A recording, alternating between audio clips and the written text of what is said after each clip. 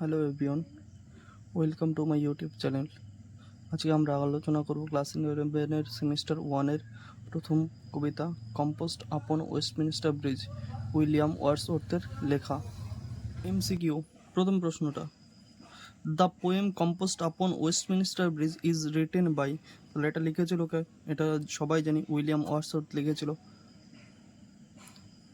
পরের প্রশ্ন, the poem composed upon Westminster bridge is a, আচ্ছা এইটা কেমন ধরনের কবিতা? এটা হলো এক ধরনের সনেট কবিতা, মানে 14 লাইনের কবিতা, তাই এটাকে কি বলা হয়? সনেট বলা হয়। The Westminster bridge is in, Westminster ব্রিজটা কোথায় রয়েছে?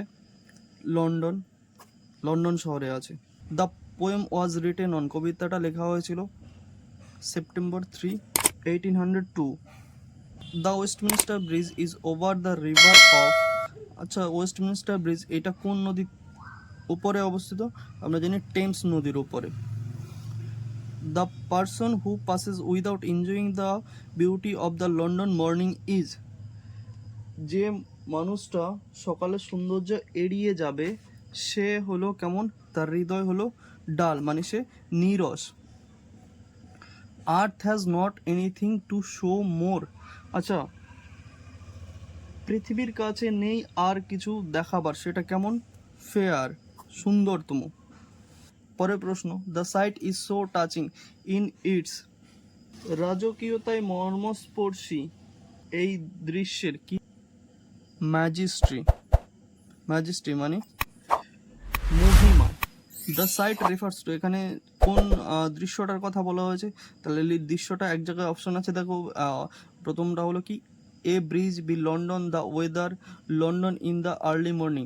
অপশন ডি, দেখো দু জায়গায় কি আছে? লন্ডন আছে, কিন্তু এখানে লন্ডন হবে না, হবে কি London in the early morning, লন্ডনের সকালের যেই সৌন্দর্যটা সেই দৃশ্যটার কথা বলা হয়েছে।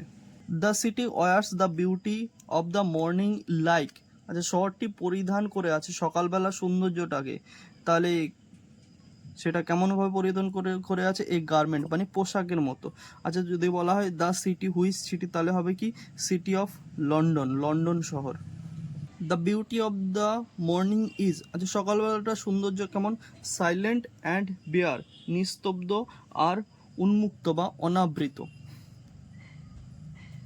The poet views the city, কবি শহরটাকে দেখেছিলেন, কোন সময় দেখেছিল? In the morning, at night, at night, at in the evening, তাহলে আমরা সবাই জানি ইন দ্য মর্নিং। আচ্ছা যদি এরকম কোশ্চেন আসে, the poet views the city, কোন জায়গা থেকে দেখা হয়, কোন কোন জায়গা থেকে দেখেছিল, তাহলে সেটার উত্তর হবে কি?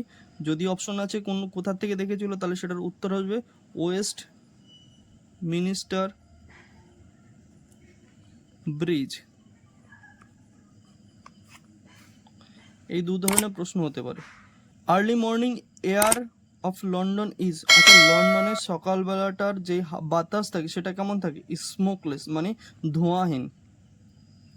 ডাল would he be of soul, পাশ কাটিয়ে যে চলে যায় তার হৃদয় নীরস বা অনুভূতিহীন। হেয়ার ডান্স মিন, এখানে নীরস বলতে কি বোঝা হয়? এখানে নীরস বলতে বোঝায় কি devoid of sense of beauty, যে কি এই সকালবেলা সৌন্দর্যটাকে অনুভব করতে পারে না। পরের প্রশ্ন, মাইটি হার্টস রেফার্স টু, এখানে মাইটি হার্ট বলতে কাকে বোঝানো হয়েছে? তাহলে এটা কি হবে? The heart of the city of London, option D. Westminster bridge is in, আচ্ছা যদি বলা হয় ওয়েস্টমিনিস্টার ব্রিজ কোন দেশে রয়েছে, তাহলে সেটা হবে কোথায়?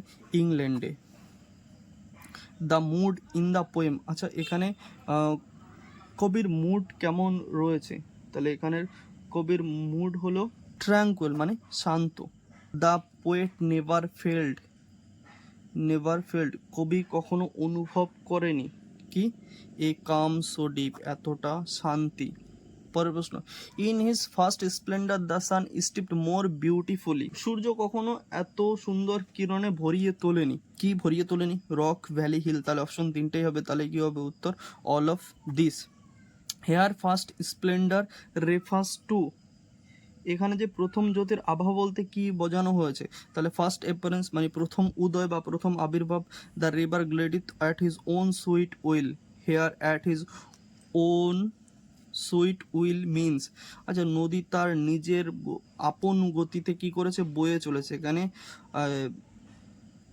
ওন সুইট উইল, নিজের যে আপন গতি, সেটা বলতে কি বোঝানো হয়েছে, সেটা বলতে বোঝানো হয়েছে এখানে উত্তর হবে লেজারলি ওয়ে, মানে নিজের ইচ্ছায় বা অলসভাবে। পরের প্রশ্ন, dear God the very houses seem asleep, হে ভগবান ভবনগুলি বা বাড়িগুলি গভীর ঘুমে মগ্ন।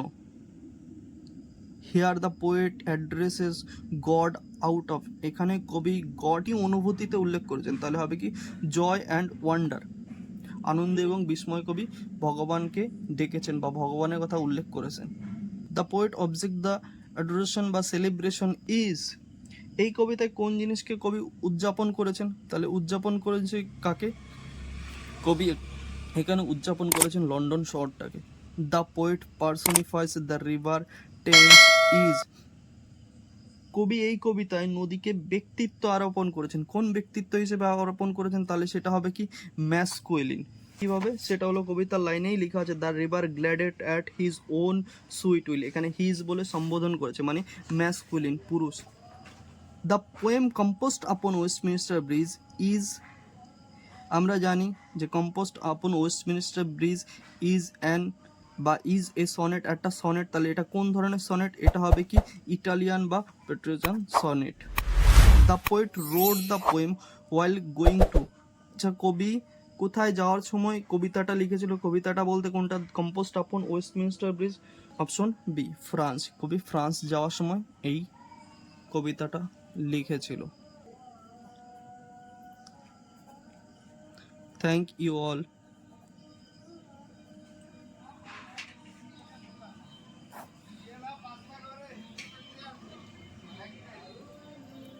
Thank you all. এরকম আরও ভিডিও পেতে চ্যানেলটিকে সাবস্ক্রাইব করো এবং লাইক শেয়ার করো এবং কমেন্ট করো। তোমাদের তো এরপরে যদি তোমাদের কোনো প্রশ্ন থাকে এর মধ্যে, তাহলে সেটা কমেন্টে জানাবে, অবশ্যই আমি সেই প্রশ্নের উত্তর দেবো।